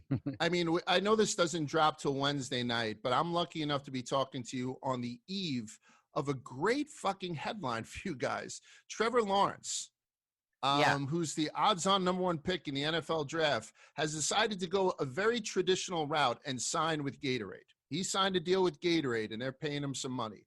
And then he decided to do something that's a one-of-a-kind deal, and the terms haven't been disclosed, unless you want to disclose them on this. Trevor Lawrence has signed a multi-year endorsement deal with your company, Blockfolio. The deal, all right, terms haven't been disclosed, but he did receive a signing bonus that was paid out entirely in crypto and deposited into the same type of Blockfolio account that I have, except with more zeros. How the fuck did you get that done, Sam? Yeah, I mean, part of the answer is the same way everyone does, right? You write to Santa at the end of the year, and you we asked some agents, and they asked some agents, and one of the things that really drew us to Trevor was that he was excited about us. I mean, obviously, we're excited about him, and he's a hell of a football player. I think he was just legitimately really excited about learning about crypto and about the advantages that it could bring, and about who we were as a company. And that's frankly incredibly important to us. We want to work with people who want to work with us. I know it's important, and it always has been important as far as any business in the history of business. But I often talk to athletes, and I say, is it enough to be the best boxer in the world without also being Ryan Garcia, who shows his ab muscles on Instagram? Is it enough to kind of just be the place where everyone's safely and securely trading cryptocurrencies? Or do you need to go and sign a 20-year deal with the Miami Heat for their arena? Do you need to go after the sexiest football player to come out of a generational athlete like Trevor Lawrence? Do you find that that's necessary for the differentiation for yourselves? I think I don't know if necessary is quite right, but it's something close to that for us. And I think a lot of the context there is, I mean, I'm happy with the product we built. I think that's what our strength has always been. The reason we started up FTX in the first place was we were really unhappy with the other products in the crypto industry and felt like we could make some really substantial improvements. But there are also some things that we fucked up. And I think the biggest one by far was waiting this long to start it up. I mean, I know in 2012, when a lot of people were starting up crypto exchanges, I was playing League of Legends while I was supposed to be studying for exams. And, I actually briefly considered starting a crypto exchange and then, start another game of League of Legends instead. And it took another 6-7 years before FTX came into existence. And you know, that was an amazing business decision on a lot of people's parts to get into this industry really early. But, you know, one of the consequences of us being, you know, we're by far the most recent founded exchange of the big ones.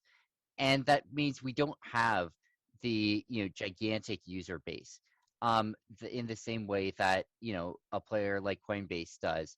And we don't have, you know, when your uncle's trying to figure out how to buy his first of the Bitcoin, because that's what the cool uncles do, you know, he's probably going to open up whatever that coin app is, the Coinbase thing. Right. You know, and so a lot of what we're thinking is, how can we get ourselves out there and get people excited about us to bother trying it out? We think once people bother trying it out, it's on our product to speak for itself. And if people don't like it, that's our fault, and we have to work on the product. It's very, very user friendly, and I know you have a lot of people who make more money than me that tell you this already. But we had signed up most of the employees at Barstool because you guys were nice enough to do the giveaway during the Sweet 16 run, the run to the Sweet 16, and you were able to give away at least part of Bitcoin to a bunch of guys who very much deserved it because they was tweeting the hell out of it during the games while some people weren't.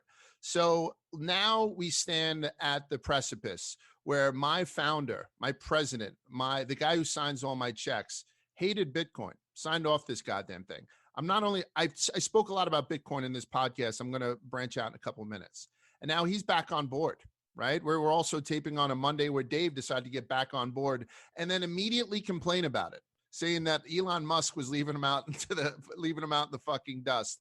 How do you feel about stuff like that? Like, how do you feel about I don't want to use this term too directly because meme stocks, you don't want to be put with them at all, but the diamond hands type guys like Dave who want to grab and hold, right? Want to grab and hold. Is that something that you guys see more of, or are you seeing more traders, even though a stock like Bitcoin, an issue like Bitcoin is at such a wild price? Do you see more diamond hand long-term investors, or do you see more traders? The honest thing is we see a lot of both compared to the traditional financial world. If you look at volume relative to market cap in crypto, it's huge.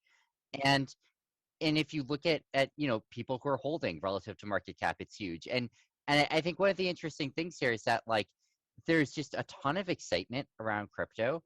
And there's a ton of, you know, the people who are core to the industry feel really passionately about it and are simultaneously holding a lot of crypto and never selling it. And on top of that, trading back and forth a lot of crypto. There's 4,000. How many crypto issues are there right now? Do you know offhand? I mean, 6,000 for this. There's thousands of them, correct? Yeah, I mean, if you count everything, there's tens to hundreds of thousands. I mean, tens to hundreds of that. Okay. You know, there's hundreds that matter, but there's tens of thousands that exist. And I think that's something that you got to get across to the common man, and especially through podcasts like this. Some people think it's too expensive to get into. I told you I just downloaded the app. I'm going to ask you now, outside of Bitcoin, can you give me a couple of names that a guy who's just a regular dude can start following and then maybe start to build a position in? You know, somebody who doesn't have $53,000 to buy one coin. What are some of the names out there that you think are the best, particularly ones that I can follow easily on your app? That you think a guy like me, a ham and egg guy. I got a wife and 3 kids. I have a little bit of money in the bank. I did okay when I was on Wall Street. I'm doing okay now. What do you recommend for a guy like me? Totally. And, you know, obvious disclaimer here is, you know, not financial advice. 100% not a financial advice. If you're coming to us for financial advice, you're a fucking idiot. This is not we're not asking you to buy or sell anything. I'm just saying that I need to keep my eye on something. What should I be watching? So, yeah, I'll tell you the things that I sort of look at day to day, you know, the things that I always have up on my screen. Mm-hmm. And, you know, obviously I have Bitcoin up there. You just have to if you're in the industry. And one other caveat that I will put in here is you can buy a fraction of Bitcoin if you want. And you can buy, you know, 10 to the negative 3 Bitcoins. And it's maybe not the sexiest thing in the world, but, you know, you can do it. But, you know, the other coins that I have up, I mean, I'll say one thing sort of, you know, I've spent a lot of time following. It's a currency called Solana. The ticker is SOL. And Solana. So $46 name, right? Somewhere around yep. there? Yep. 46, 43 as we speak. And basically, you know, the shtick behind it, a few years ago, there was sort of this big insight in the crypto ecosystem, which is that blockchains had been used to transfer Bitcoin around. And that was sort of the primary use of them, was that you have a coin and you can send it from one person to another and basically create a new currency out of that. But one of the things people realized was that you could actually do more than that. You could run programs on the blockchain. And the program that transferred coins around was actually just one example of this. But if you wanted to, you could, take your favorite app, right? You could put Twitter, and you could run the Twitter app on a blockchain. Or you could run a financial exchange on a blockchain. What that means is that the actual app generating, that business is being processed in a decentralized way by the blockchain, in a way where it's public exactly what formula it's following, exactly how it'll behave, by the blockchain itself. And I think that's super cool. The idea that you could have entire businesses running in the same kind of trustless, decentralized way that you can have a currency. And Ethereum was sort of the first token that really pioneered that and really changed the industry forever, which has been absolutely massive. Solana is sort of a new token, and Solana deals basically, it takes that and then put a ton of work into making it as fast and cheap as possible to run programs on it. Right, and that's what people got to get out of the thought process of Bitcoin just being that currency type thing, but we got to look deeper into the blockchain technology and seeing that that it can help the medical field as far as all these millions and millions of medical records, like anything down there which needs to be kept in line in a decentralized type place. I mentioned decentralization a bunch of times during this podcast, and it seems to be something that you guys tout as one of the big benefits of cryptocurrency in general, and I totally get that.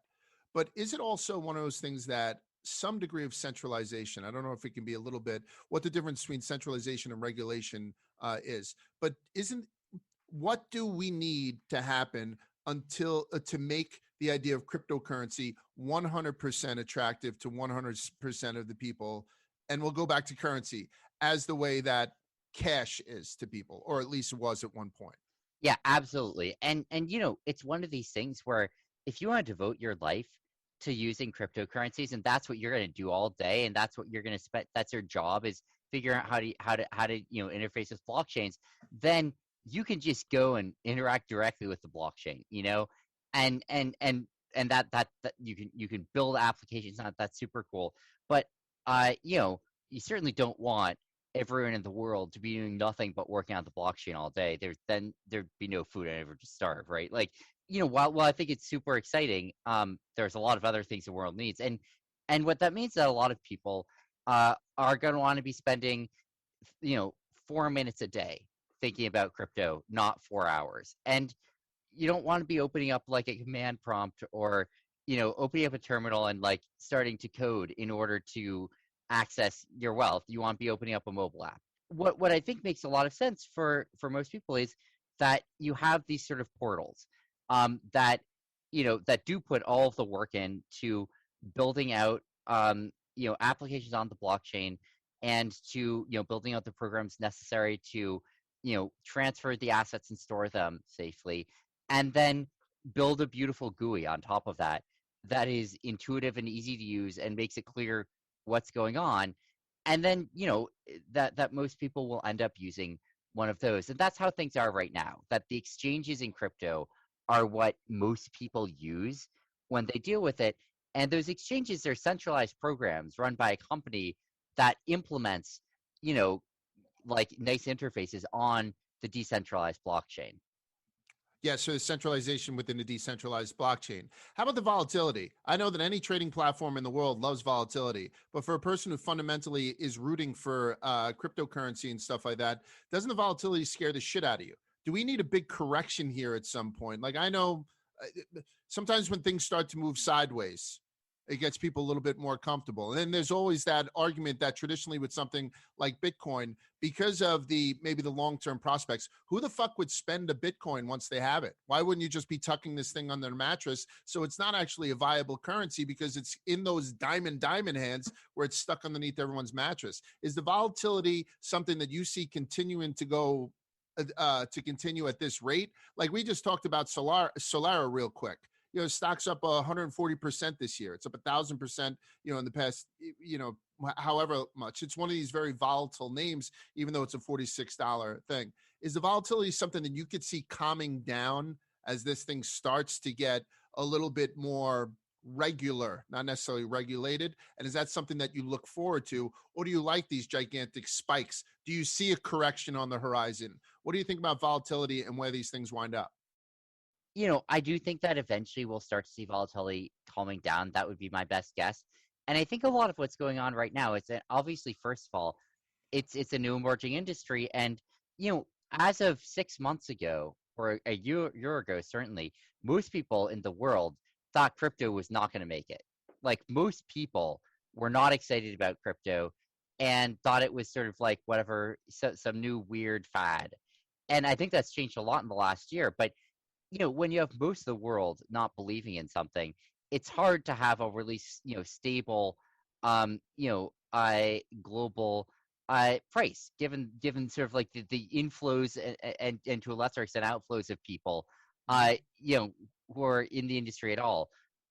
But the other thing which I think is really important about the volatility of it is if you look at, and this is less true right now, and things have been maybe in some sense a little more stable over the last week, which is an eternity in crypto timelines. But yes, if you look over most of the year where crypto's up a ton, one interesting thing is if you wanted to get leveraged long crypto for most of this year, it was extremely expensive. You're paying 100% interest rates a year to get leveraged long crypto, whether you were buying futures products or whether you're borrowing dollars to do it. Mm-hmm. And why is that? Like, what caused that to be the case? Well, the answer is that the crypto industry wanted to own more crypto than it could. Like, the crypto industry wanted to be longer Bitcoin than it actually had dollars to buy Bitcoin with. And that's one of the things that causes a lot of this volatility, is that people keep trying to find some way to get more crypto, but they're actually, a lot of people actually just don't have the funds, the expendable income to buy as much as they'd ideally want to buy. You get leveraged exposure because of this. You get liquidations, which are driving markets, short term in both directions, sometimes to sort of large extents. And, you don't have this sort of stable, even though there's a lot of people who want to be holding long term, it happens a lot less stably than it otherwise would, because, there's actually just not enough capital in the space yet to support the demand. Is that a bubble? Well, you could call it a bubble, and one reason it could be a bubble is if, in fact, the answer is like the demand is stupid and there's not enough real demand, like capital-backed demand. The other thing you could look at is, well, maybe everyone thinks crypto should be worth more than it is right now, and it's just a matter of finding ways to get that capital into the space to get there. And in the end, like, I think a lot of what your outlook on crypto is going to depend on which of those you think it is. Like, do you think that the people who are really excited about crypto are silly, and and they just can't sustain that? Or do you think that the people who are, not in crypto right now but kind of want to be, are going to find a way to be eventually, and that's going to make the space bigger? I want to be in it. What's the worst idea that you've heard of in crypto? So Solana makes a lot of sense to me. There are a couple others that I have my eye on, particularly on the app. The app is something that just kind of pops up. Some of these ones tailors to the user a little bit, which is nice. What's one of the worst ideas that you've heard as far as some of these coins, these alt currencies coming down the pipe? Yeah. So, one thing is that there's this enormous number of tokens that just have nothing. So, like, when you think about, like, shit coins, right? Shit coins. It's like, it's not like I could name two of them. It's like there's thousands, and so it's like there's just enormous number of coins that come out, and you sort of do some digging on it, and it becomes clear really early on that no one, including the team behind it, including the core investors of the token, think there's any actual stuff behind that token other than a token. So that's actually just like, there's a lot of those in this space, and that's not great. Like, it's not great for the space that is the case, and I think that that's going to get better over time. But that is sort of like one thing to note, is that you definitely shouldn't see a cryptocurrency and think that because it's a cryptocurrency and because a lot of people are tweeting about it, it's got something cool going on other than people tweeting about it. Dogecoin. Like I compare Dogecoin to Jake Paul a lot. Jake Paul is not a good boxer, but he's one of the greatest self-promoters that I've ever seen in my life. And the reason Jake Paul makes a lot of money is because Jake Paul is very, very popular and a lot of people watch what he does. Dogecoin, I don't know what the fuck makes them popular, but a lot of people take a look at it. And so as a result, it's acting very well. Is Dogecoin the Jake Paul of cryptocurrencies? Of crypto coins, rather? It's an interesting question. You could say that, frankly. I mean, you know, I see how you could get there. And like, it's, you know, why do people buy Dogecoin? It's certainly not because they think that JP Morgan is about to switch over its standard from the US dollar to Dogecoin. And it's certainly not because all of the global applications that are running on the Dogecoin blockchain. You know, it's honestly, it's a fuck you, right? Like, why are people investing in Dogecoin? It's a fuck you to things. You know, it's a way of saying, look, like, I have so much distaste for what a lot of, you know, the world has been doing that I think fucking Dogecoin is better than that. And like, yeah, why not? You know, and so I think it's a statement much more so than a product. Now, statements can be big, and you know, this isn't to say that Dogecoin is going to go down or anything. I mean, I don't know if it'll go up or down. Maybe it'll keep going up. But the way I would summarize this is one of my colleagues and good friends. The way he talks about Dogecoin, and he says, like, look, why the fuck weren't we extremely long Dogecoin for years? You know, we should have been in. And the reason he says, look, Dogecoin is just objectively the funniest cryptocurrency. It just is. It's quirky. Yeah.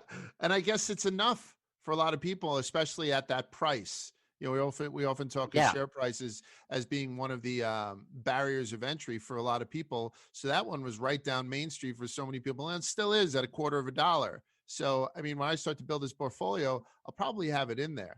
I want to give you an opportunity to kind of, so like I had said, if you sign up at Blockfolio, it's extremely easy. But like with any other trading account or any other trading app, you have to give them your information, right? And sometimes for older guys who don't trust microwave ovens, it's tough for them to all of a sudden send their latest utility bill and whatnot to places to trade currencies or coins that they may not understand.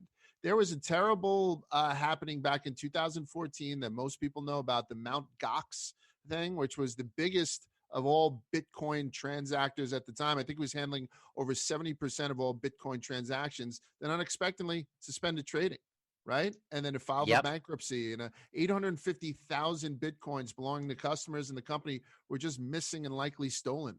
They recovered like 200,000 of them. I mentioned it earlier. That's a fucking nightmare. And then a couple of days ago in Turkey, some guy takes off. That Thodex was the company, and he's on like a private jet to Albania with $2 billion of his investors' funds with him.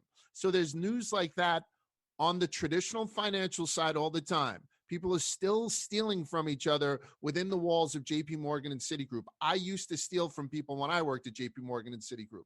But some of these stories that come out on the crypto side are a little sexier because you guys don't have the regulation, so it scares people. What separates FTX? What separates Blockfolio from Thodex, from Mt. Gox back in 2014? Yeah, so, you know, when you compare the industry to 2014, I think a big thing is that like no one knew what the fuck they were doing in 2014. I mean, it was a really new industry, and you look at the biggest companies in the space at the time, and Mt. Gox was one of the biggest companies, and the space at the time is like two people, right? It was two people in an office somewhere handling 70% of all crypto transactions. And it's, you know, when you have that sort of scenario, like if I was half of FTX, it's like myself and like a friend of mine working for me, I'd be fucking terrified, right? Handling $20 billion a day volume with like, you know, no support there. And if something goes wrong, like I'm not even getting noticed, right? And so I think that's a lot of the context was like the space is just really immature, and the amount of sort of operational firepower and technological firepower that the biggest companies had at the time was just very small. And it was just like, you know, if some hacker came in and tried to hack Mt. Gox, it was one hacker against one developer. And it's like, you know, like a one hacker team had as much firepower as the entire company they were trying to hack that was handling, half the crypto volume. And so that's not a great place to be in. And then you sort of fast forward here, and I think the big thing I'd say is, well, the same dynamic can still, it can still happen if you're not careful, right? And it can still happen in particular if you use, a sort of cryptocurrency venue that doesn't have that much firepower or support behind it. And that doesn't mean it's a bad place. Like, it might be brilliant. It might be about to change the world. We've been in that position before where we are an upstart with very little behind us. But the big thing I'd say is, like, if you're going to put, a lot of your net worth on a platform, do some research on it and figure out, is this one of, frankly, is this one of the bigger platforms in this space? Is there a lot backing this, both in terms of employees, in terms of investors, in terms of, the ecosystem? The more it has going on, the more ability it's going to have to be able to, first of all, keep itself safe, and second of all, have, internal and external checks and balances on it.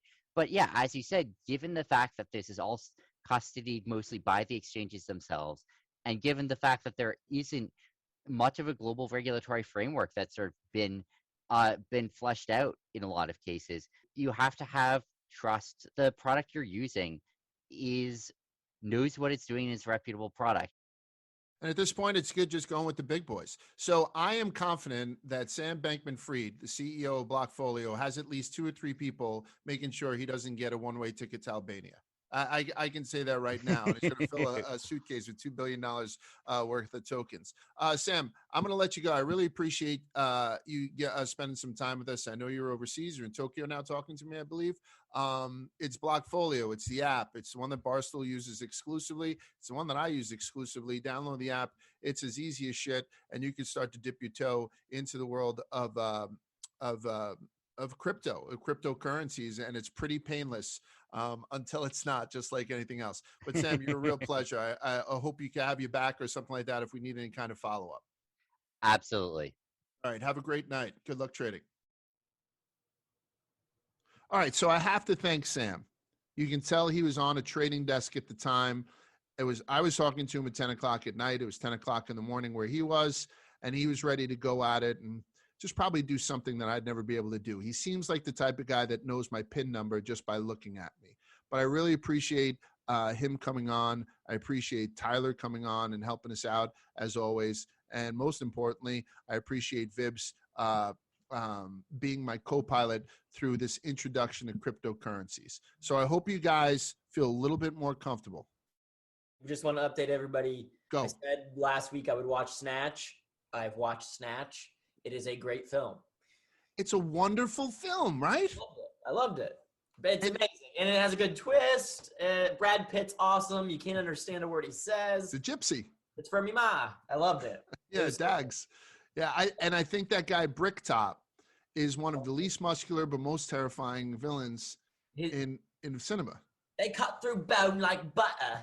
Yeah, I loved him. And the heist in the beginning with Benicio del Toro when they're dressed as the rabbis is just, that's the perfect heist movie. I love heists like that where they're, dressed up. Well, you know what? Somebody came at me. They were like, how can you do a robbery thing and say, talk about robbery movies? Again, we were trying to wrap this up. We can never fucking wrap it up, which I love.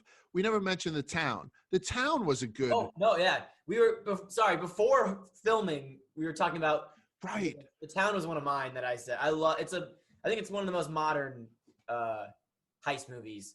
Yeah. And like a smash and grab type stuff. I mean, those guys didn't have a tremendous amount of nuance to it. It was just fun. I thought, and Jeremy Renner, is arguably the worst, Avenger. Yeah, was awesome in that. Yeah, the scene at Fenway. So final scene at Fenway, amazing.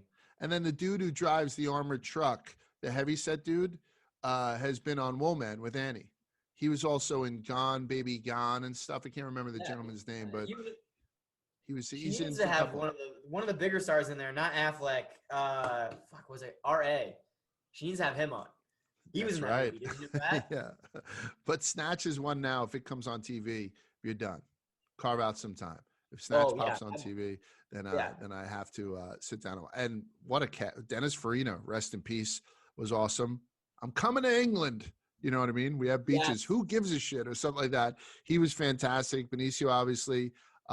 Jason Statham was great. The guy who plays Tommy was great, who now plays like everything. Gets a bunch of different gigs. So I thought it was just a great fun. And Brad Pitt, those boxing scenes. By the way, Brad Pitt was majestic looking in those, wasn't he? Yeah. I was telling John about Place Beyond the Pines, a heist movie where the camera just zooms in on Bradley Cooper's eyes at one point. They do that to Brad Pitt when his mom's trailer's burning. Right. And his blue eyes are just, Brad Pitt, what a man. And I think it was out before everybody was covered in tattoos like that.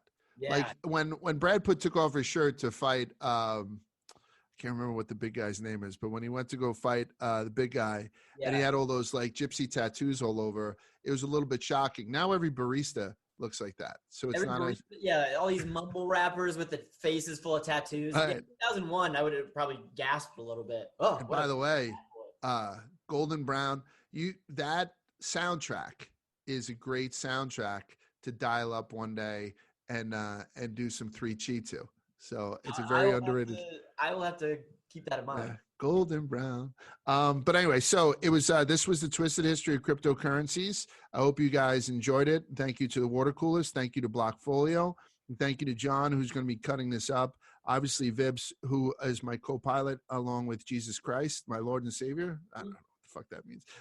And he does all the research as usual. And Jetski on the ones and twos, making sure, because we had to film this in 3 different spots. And Jetski made this thing go. So thank you to everybody. I hope you enjoyed it. And you can go on the App Store and download the Blockfolio app today, and you can get your cryptocurrency stuff. As long as you're comfortable giving up those Social Security numbers and stuff, you can get your cryptocurrency investment life started probably within 48 hours. Thanks a lot, everybody. You can go to the Barstool store, get the concert tee, the sweatshirt, whatever the fuck you want.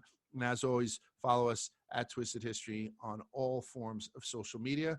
We'll talk to you guys next week. We're throwing around, I'm going to be traveling next week, so we might try to do maybe the Twisted History of twins, because a lot of weirdo fucking twins around, Vibs. So twins are very weird. Yeah, very, very weird. We'll start at The Shining and work forward.